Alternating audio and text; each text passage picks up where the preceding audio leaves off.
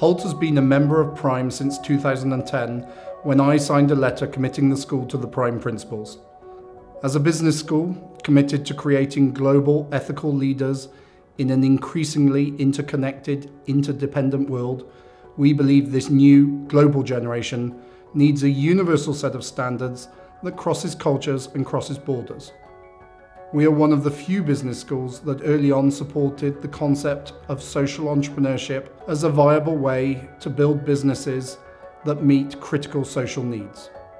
Prior to this class, I always thought that sustainability was all about environment and how to protect that. I never thought that it was about people, societies, and business. Always we taught to think of the bottom line, and the bottom line being profits only. After taking Professor Lawrence's class and going through some of these case studies, and what they've actually found is that sustainability is better for business. Not only to make profit, but you should also create the value and bring the benefits to the society. We tend to think about it only in terms of the environment. It's much, much bigger than that. I think really if we look at sustainability, it's really about the long-term viability of a company and indeed society. How are we impacting the planet around us, the climate, the people who live in the communities where we're operating, and then the people who work in the companies as well. So it's about having a systems thinking and understanding the varying interests of multiple stakeholders and not just the shareholders. System thinking is about how all the variables in a community are interconnected. So if you decide something, probably that decision is going to influence somebody else. Multinationals are in the best position to be able to create the kind of impacts that we're looking for. Government agencies have boundaries.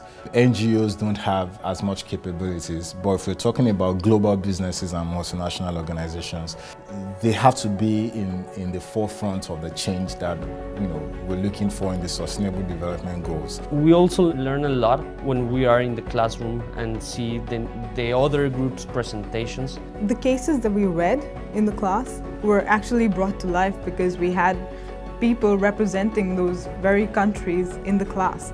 So the discussions were very alive, and it wasn't just restricted to the case, because at the end of the day, they were able to tell us exactly what happened. When I look at a student, for example, SILVIA who graduated in 2016, Sylvia was in the social innovation class, is now working with WHO in Somalia, tying together her health background together with some of the business and leadership skills that she learned in the course. I was very aware that actually what my gaps were in fulfilling a role in the NGO world was that I had no business background, and open perspectives again to having different approaches and having different thinking. So I thoroughly enjoyed it. I hope I can continue doing it in the years to come. Ahmad Ashkar, who became the CEO and creator of the Hult Prize, he was a student here at Hult, and again, working on a real project that led him to think about, wow, we've got students here from all over the world.